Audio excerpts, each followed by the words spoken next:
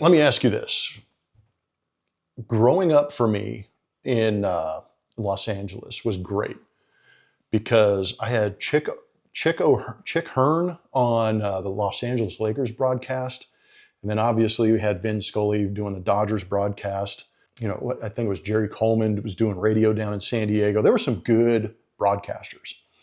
But do you remember watching broadcasts, no matter the sport, where the color analyst was like, oh, that's not how it's done. Oh, this is how I did it.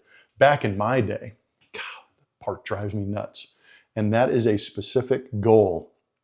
When I started this job, was to be the guy that would not say, back in my day, just because I respect the game too much, and I really respect what is happening on the field now. These guys are bigger, faster, stronger. I'd like to think I'd be able to compete with what they're doing, but at the same time, I'm not. And I had my time. My time's done. I'm going to draw off the experience that I had. I'm going to draw off the enjoyment. I'm going to draw off the stories. And if there's something that can parallel to what those players are doing out there, then I'll speak to it.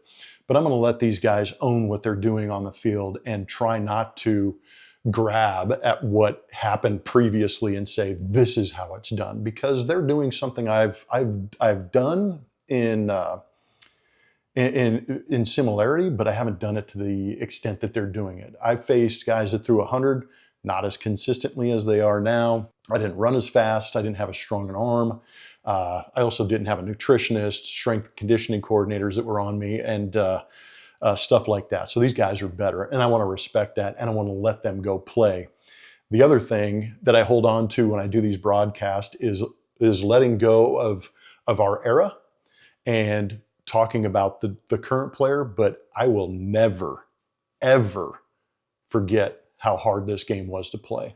It was hard when I was playing. Baseball in itself is hard, and to do it at the level that these players currently are doing it is beyond some of my scope sometimes to understand. I just literally sit back when I watch Altuve, Jordan, Carlos, and some of these guys do what they do. Sometimes if we had a camera in the booth, you'd see me sit back a little bit and go, wow, they just did that.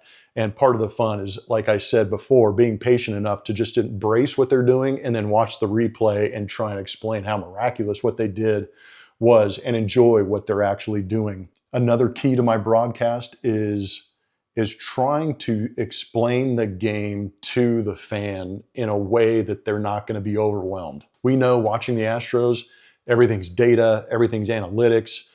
The pitch clock is making the game move faster. So I've got to figure out a way to speak in about 15 to 20 seconds.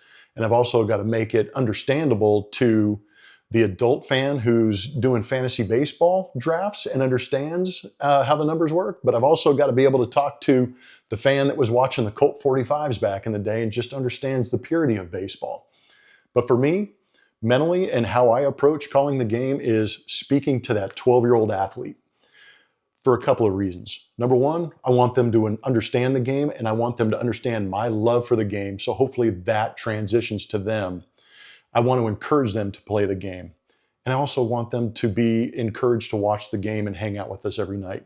So speaking to that 12-year-old athlete is basically my goal every time I get on air and in the booth. And hopefully you got that knuckle crack in there, because I got that one good.